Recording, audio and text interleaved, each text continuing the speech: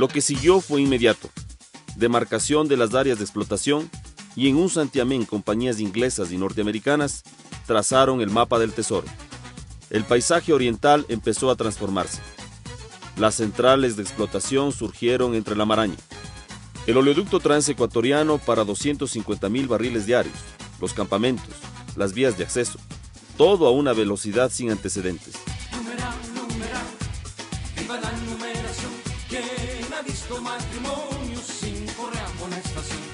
La inversión extranjera de 9 millones en 1967 subió a 146 millones y medio en 1971. ¿Pero cuál era? ¿Cómo era el Ecuador de inicios de los 70? Era un país que había sido ilusionado para luego ser desestabilizado y desmoralizado por el auge y la crisis de la era del banano. Por el auge que trajo grandes utilidades y grandes transformaciones, y por la crisis que trastornó e inquietó de la peor manera. Aceleró la desigualdad, sumió al país en temible agitación y profunda inestabilidad.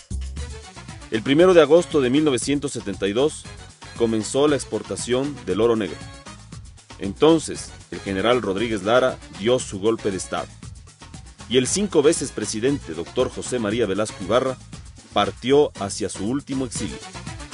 ¿Cuáles eran los argumentos de esta revolución? Superar la tradición exportadora e importadora que no había mejorado el país. Si la gran oportunidad del banano no había modernizado democráticamente la producción para distribuir la riqueza en toda la nación, el petróleo lo haría. Con una administración nacionalista y revolucionaria, militarmente disciplinada. La dictadura del banano había tumbado al nacionalismo revolucionario de Arosemena Monroy.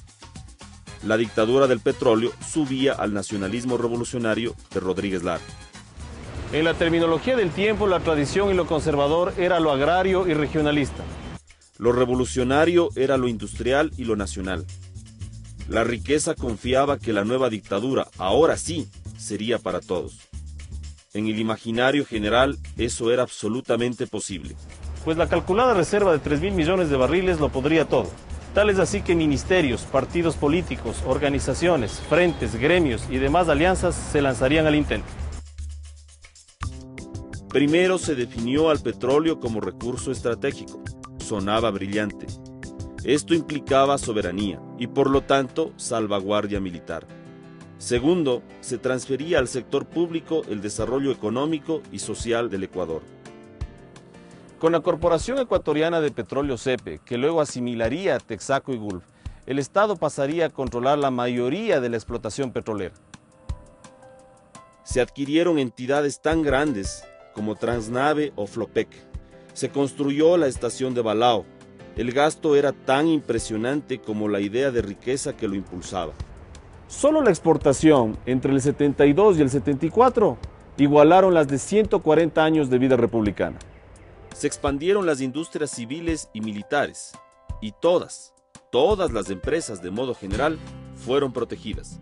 Se integró el país a Latinoamérica y a la OPEP, en consideración de que un marco internacional garantizaba los negocios del petróleo con el mercado del mundo. Se suspendió todos los partidos políticos para que nadie pueda detener el tren de la revolución de la transformación. Se preparó la infraestructura para industrializar al país.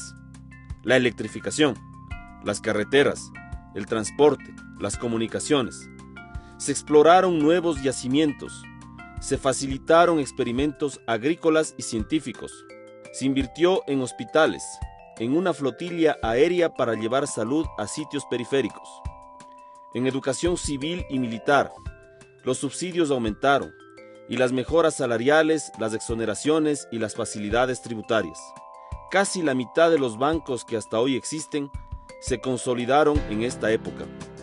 Su utilidad subió de casi 300 millones en el 71 a casi 2.000 en el 83. Su capital de 1.000 a 10.500 millones. Y estos no solo provenían del Estado, sino también del público en general. Una locura consumista se apoderó de las ciudades. Con dólares baratos era tan barato vacacionar, comprar e invertir en los Estados Unidos. Crecían las élites de la exportación y de la importación, antiguas y nuevas. La energía la consumían más los nuevos barrios que la producción. Florecía la clase media. La inmigración llegaba a Quito y Guayaquil, invadían tierras, fundaban nuevos barrios, llenaban suburbios. Se expandía la demanda de servicios, los nuevos apuros, las nuevas necesidades. Es una bendición si es que hay un buen uso de la riqueza petrolera en la formación de nuevos capítulos de producción en un país. Llegó el momento en que la crisis económica del país había llegado a niveles insoportables, por el hecho de que el ingreso era relativamente fácil y abundante.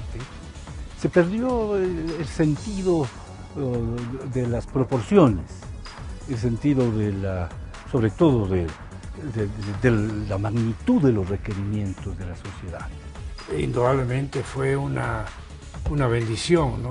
Cuando yo fui alcalde del 70 al 78, una de las cosas que puedo decir de los primeros años era que no se cumplían las asignaciones presupuestarias porque el Estado no tenía capacidad. Y con el descubrimiento del petróleo significó, por ejemplo, y por eso yo también puedo decir una bendición, que el año 73, al año siguiente que comenzó a operar el petróleo, fue el primer año que le cumplieron el Ministerio de Finanzas con todas sus asignaciones. Se pudo, precisamente al respaldo, entrar en proyectos como los túneles de la parte occidental de Quito, como obras de esa naturaleza, porque habían los recursos. Y yo creo que hubo muchos años en que nos sentimos que el petróleo nos estaba dando muchos recursos. Y tal vez fue una época en que se gastó, como ha sucedido también a posterior, pensando en que eran recursos inagotables. Era 1975, apenas 3 años después de la Revolución Nacionalista, cuando el precio del crudo se fue de bruces. La OPEP, que había cuadruplicado los precios, reculó a la presión de Estados Unidos. La Texaco y la Gulf cesaron exploraciones, redujeron la producción y obligaron a reducir impuestos, a bajar el barril a 41 centavos. En medio de la curiosidad y el alboroto público, Quito vio el alzamiento casi teatral del general Raúl González Alvear, apurando a tiros la salida de Rodríguez Lara. El fin de la revolución nacionalista, el sueño de la era petrolera había terminado.